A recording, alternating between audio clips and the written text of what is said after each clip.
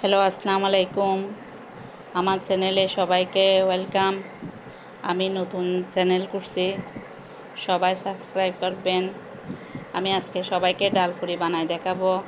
দেখেন আমার ডালপুরি কীরকম সুন্দর হয়েছে। ভিতরে ভালো করে আমি ডাল দিয়ে ডালপুরি বানাইছি। দেখেন কি সুন্দর হয়েছে,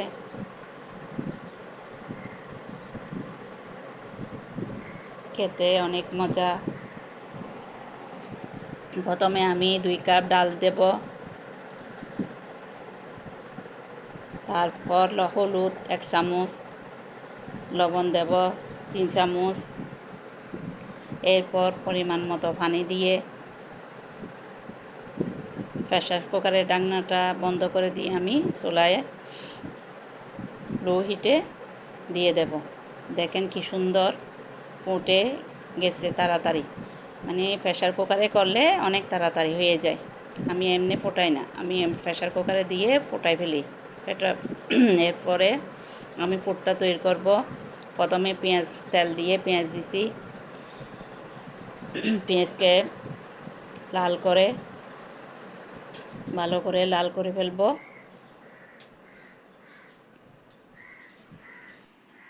পেঁয়াজ ভালো করে লাল হয়ে গেলে আমি ডালগুলা দিয়ে দেবো। এরপর স্লিফ্লেক্স দেব। স্লিফ্লেক্স দেওয়ার পর একটু হলুদ দেব। হলুদ দেওয়ার পরে তারপর লবণ, তারপর জিরার গুঁড়া গুলা দিয়ে এবার ভালো করে মিক্সার করে ধনিয়া পাতা দিয়ে নামাই ফেলবো। সুন্দর করে হয়ে গেলে ধনিয়া পাতা দিয়ে এবার নামাই ফেলবো। দেখেন কি সুন্দর হয়েছে ডালগুলা। এবার আমি আমি রেডি করব। ময়দা দিছি 3 কাপ, তারপর তেল দিছি, লবণ দিছি পরিমাণ মতো। লবণ দেবেন। এরপরে তেল দেবেন। ভালো করে তেল দিয়ে মেখে এরকম হাতের মুঠো করে দলা করে দেখবেন যে সুন্দর করে মানে দলা হচ্ছে কিনা। দলা ভেঙে গেলে মনে করবেন যে হয় নাই, আবার তেল দেবেন। এরপরে ভালো করে মেখে সুন্দর করে রেখে দেবেন।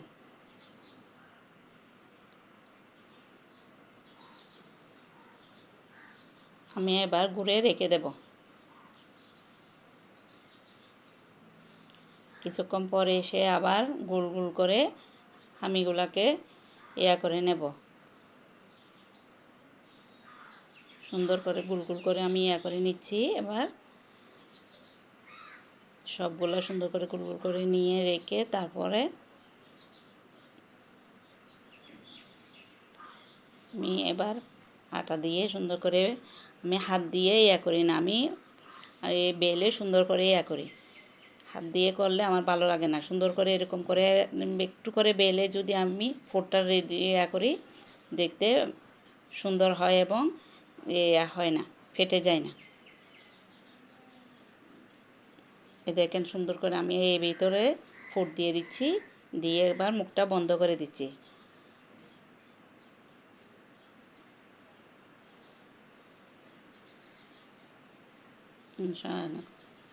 আবার দেখেন আমি বেলে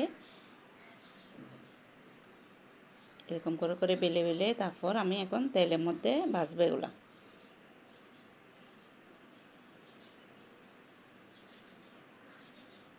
তেল গরম হয়ে গেলে এবার তেলের মধ্যে এগুলা দিয়ে দেব।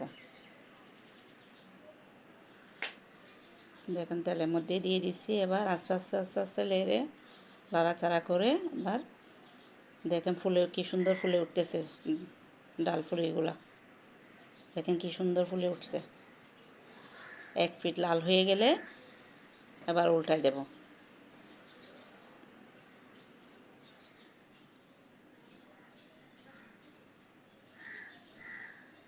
এবার নিয়ে একটা বাটিতে প্লেটে রেখে রান্নাগুলা দেব। দেখেন সবগুলা কি সুন্দর ফুলে উঠতেছে। দেখেন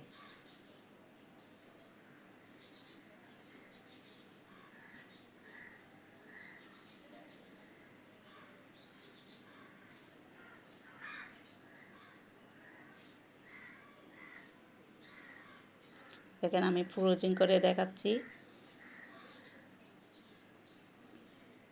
এরকম করে হালকা করে ছেঁকে আপনারা ফ্রিজে রেখে দিতে পারবেন।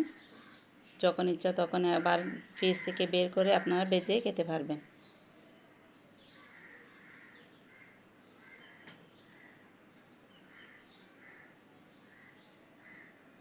দেখেন আমার সবগুলা বানানো হয়ে গেছে। এবার দেখেন আমি কি সুন্দর প্লাস্টিক দিয়ে দিয়ে বক্সের মধ্যে উপরে প্লাস্টিক দিয়ে বক্সের মধ্যে সুন্দর করে রেখে দিচ্ছি। প্লাস্টিক দিলে একটার সাথে একটা লেগে যায় না, প্লাস্টিক না দিলে একটার সাথে একটা লেগে যায়, নেবার সময় ছিঁড়ে যাবে, সেই জন্য আমি প্লাস্টিক দিয়ে রাখতেছি।